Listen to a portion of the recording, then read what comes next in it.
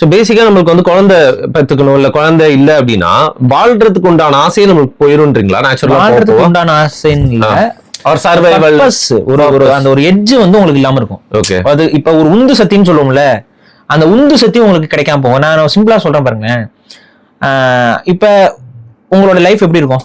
இப்ப நான் வந்து நான் காலையில சாப்பிடுறோம், நைட்டு சாப்பிடுறோம், மதியானம் 3 வேளை சாப்பாடு கிடையாது, போதுமையா அப்படின்ட்டு ஒரு தோணுது இல்ல. ஆனா குழந்தை இருக்கு அப்படின்னா இப்ப அதை இன்னும் நல்ல ஒரு ஸ்கூல்ல படிக்க வைக்கணும், அதுக்கு ஒரு நல்ல ஒரு எஜுகேஷன் கொடுக்கணும், அவங்கள நம்மளை விட கொஞ்சம் ஒரு நல்ல இடத்துக்கு கொண்டு போய் உட்கார வைக்கணும். இது ஏன் இந்த எண்ணம் வருது? அதையும் வாழ வச்சா போதும்ல, அதுவும் சாப்பிட்டா போதும்ல. அது ஒரு குழந்தைக்கு சாப்பாடு வாங்கி கொடுக்க முடியாதா? இல்ல இல்ல, அதுக்கு நல்லதா கொடுக்கணும், இதுவா கொடுக்கணும், அதுவா கொடுக்கணும். ஏன் ஒரு 2 நாள் பட்டினி போடலாமே? ஏன் எந்த தகப்பனுக்கு அது வர மாட்டேங்குது? எந்த தாய்க்கு அந்த சிந்தனையே வர மாட்டேங்குது? ரத்தத்தோட ஒரு பகுதிங்க, உயிருங்க தோணுது இல்ல.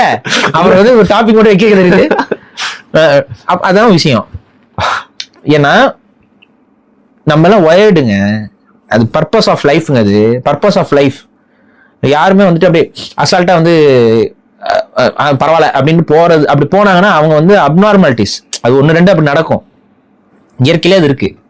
இயற்கையிலே வந்து பாருங்களேன், நீங்க வந்து ஒரு பூனை குட்டி எல்லாம் போறோம், சில நேரங்கள் வந்து குட்டி கொஞ்சம் கோளாரா இருந்துச்சுன்னா அது கடிச்சு கொண்டு சாப்பிடும் சில நேரம். இப்ப அதுக்காக அந்த பூனை இனமே தப்புன்னு சொல்ல முடியாது. பாத்தீங்கன்னா அபேண்டன் பண்ணி அது பாட்டு சுத்திட்டு இருக்காது. என்னமோ அது வேற செத்து போச்சுங்களா சொல்லி போட்டாங்க, என்னன்னு தெரியல பாவம். சோ இயல்பாவே அந்த அபேண்டன் ஆகுறது இதெல்லாம் கொஞ்சம் இஷ்யூஸ் இருக்கு. அது இயற்கையில் இருக்கு. இப்ப மனிதனுக்கும் அந்த பிரச்சனை எல்லாம் இருக்கு. ஆனா இயற்கை அப்படிதான், அது அப்படியே எல்லாத்தையுமே ஃபிளாலெஸ்ஸா வைக்காது. ஒரு சில ஃபிளாவும் அதுல இருக்கும். அந்த ஃபிளா மூலியமா அது லேர்ன் பண்ணுது. இயற்கையில அந்த ஃபிளா இருக்கும், அது மூலியமா அது தன்னை தகவமைச்சுக்கிட்டே போகும். அந்த அடிப்படையிலான மெஜாரிட்டி பாத்வே அப்படின்னா விதி விலக்கு. விதி அப்படிங்கிறது என்ன? இயற்கையாக இருக்கக்கூடிய விதிகள். அதுல ஒரு தாய்னா அந்த குழந்தைய கடைசி வரைக்கும் பாதுகாக்குங்கிறது தான் தாய். தாய் பெத்து போட்டு விட்டு போயிடும் அப்படின்னா அப்படி விட்டு போற உயிரினங்களும் இருக்கு. ஆனா அப்படி விட்டு போறதும் கூட அது அதோட சர்வே, அந்த குட்டிகளோட சர்வேவோட மனசுல வச்சுதான் விட்டுட்டு போகுது. புரியுதுங்களா? அது கூட கூட்டிட்டு அலைஞ்சுன்னா, அதுக்கு எதிரிகள் அதிகமா இருந்துச்சுன்னா கூட்டிட்டு அலையாது. ஏன்னா தான் கூட வர்றதுனாலே எல்லாரும் செத்து போயிடும். புரியுதா? சிலது வந்து தான் தோல்ல தூக்கி சுமக்கணும்னாலும் தோல்ல தூக்கி சுமக்கிற. இப்ப இது இருக்குல்ல, இப்ப எப்படி சொல்றது, நெட்வாக்லி. நெட்வாக்லிங்கிறது தேல்லே கொஞ்சம் பெருசு. அந்த நெட்வாக்லிலாம் வந்து பாத்தீங்கன்னா தன்னோட குஞ்சுகளை எல்லாம் முதுகுல ஏத்திக்கிட்டு சுத்திக்கிட்டு இருக்கும் கொஞ்ச நாளைக்கு.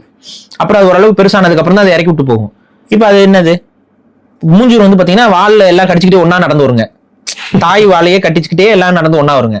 குட்டிகளுக்கு வந்து தவறி போயிடக்கூடாதுங்க, ஏன்னா பாதைகள்ல தவறி போயிடக்கூடாதுன்ட்டு.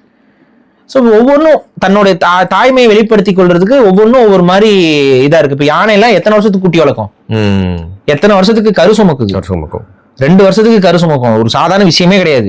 2 வருஷத்துக்கு கரு சுமக்கிறதா யோசிச்சு பாருங்க. நீங்க மனுஷன் வந்து 9 மாசம் கரு சுமக்கிறான், அதுவே இவ்வளவு கஷ்டம். அது 2 வருஷத்துக்கு கரு சுமந்து அது குட்டியை பெற்று அந்த குட்டி வந்து அது கஷ்டப்பட்டு வளர்த்து, அது அம்மா அவ்வளவு பெருசு இருக்கும், குட்டி திரும்ப பிறந்த உடனே அது அப்புறம் அடுத்து அப்படியே கொஞ்சம் கொஞ்சமா வளர்ந்து அதை பாதுகாத்து அதுக்கு அது நம்ம மனித குழந்தைய விட அது வாண்டு பிடிச்ச குழந்தையா இருக்கும். ஆனா அதுக்கப்புறம் அது வந்து அது வளர்ந்து அது அவ்வளவு வருஷத்துக்கு அது கூட வச்சு வளர்க்குது இல்ல, சாதாரண விஷயம் இல்லைங்க. இயற்கை இவ்வளவு மெனக்கெட்டு அடுத்த ஜெனரேஷன் உருவாக்குது அப்படின்னா அதோட பர்பஸே அதுதான். இங்க நமக்கெல்லாம் வந்து சாவே இல்லாத வாழ்வு இல்ல. நமக்கு மட்டும் இல்ல, இந்த உலகத்துல இருக்க எல்லா உயிரினுக்குமே அழிவுன்னு இருக்கும். அப்ப அழிவுன்னு ஒண்ணு இருக்குங்கிற பட்சத்துல இந்த உயிர் தொடர்ச்சி எப்படி நடக்கும்? இந்த இனப்பெருக்கத்தின் மூலமா தான் நடக்கும். ஸோ இதை வந்து நம்ம வந்து கொஸ்டினே பண்ணக்கூடாது. இதுதான் பர்பஸ் ஆஃப் லைஃப். இதுல வந்துட்டு நீங்க உட்காந்துட்டு ஒரு சில குமுட்டைங்க வந்துட்டு இதுல இவ்வளவு செலவாகுது அவ்வளவு செலவாகுதுன்னு இன்னைக்கு இருக்க பொருளாதார கட்டமைப்பு இது எல்லாத்தையும் மனசுல வச்சுக்கிட்டு ஒரு குழப்பிக்கிட்டு அது வேண்டாம், எதுக்கு தேவையில்லாத ரெஸ்பான்சிபிலிட்டின்னு சொல்லிட்டு பண்றதுலாம் வந்துட்டு இயற்கைக்கு எதிரான செயல் தான்.